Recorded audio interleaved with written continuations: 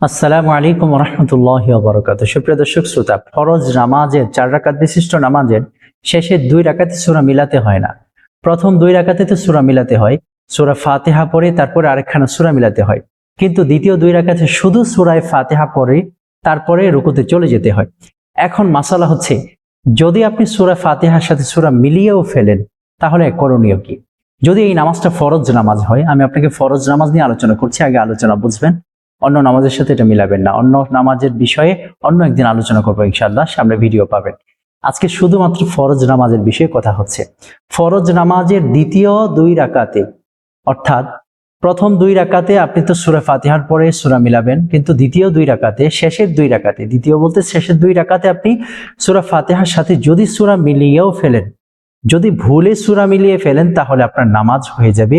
এক্ষেত্রে সিজদায়ে সাহু আপনার উপরে ওয়াজিব হবে না।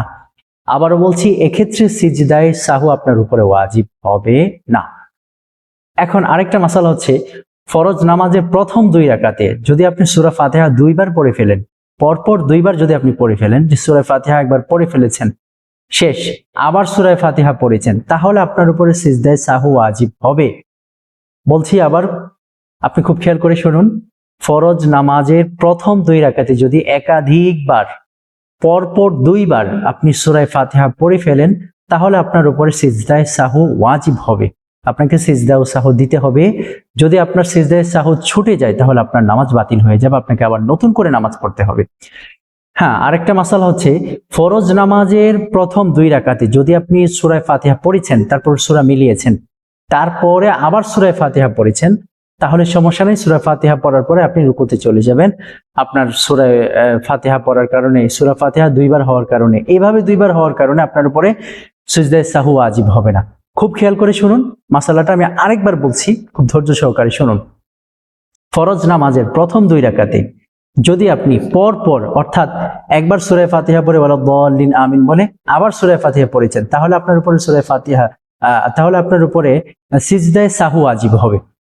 আর যদি এমন হয় যে সূরা ফাতিহা পড়েছেন, তারপরে কোনো একটা সূরা মিলিয়েছেন, যে কোনো সূরা, আলাম তারা হতে পারে, লিলাফি হতে পারে, যে কোনো একটা সূরা মিলিয়েছেন, তারপরে সূরা ফাতিহা আপনি পড়েছেন, তাহলে আপনার উপরে সিজদায়ে সাহু ওয়াজিব হবে না। ঠিক আছে ইনশাআল্লাহ। আর দ্বিতীয় যে 2 রাকাত, অর্থাৎ তৃতীয় এবং চতুর্থ রাকাতে যদি আপনি সূরা ফাতিহার সাথে সূরা মিলিয়েও ফেলেন, তাহলে আপনার উপরে সিজদায়ে সাহু ওয়াজিব হবে না।